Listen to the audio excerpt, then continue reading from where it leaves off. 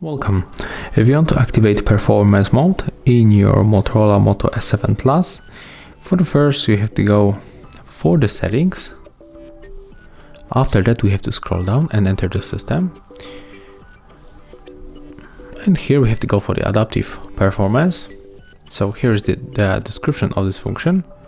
So it's going to improve our RAM and also helps apps to open faster through on the device AI that use context and usage patterns to determine when we will open an application at the next time.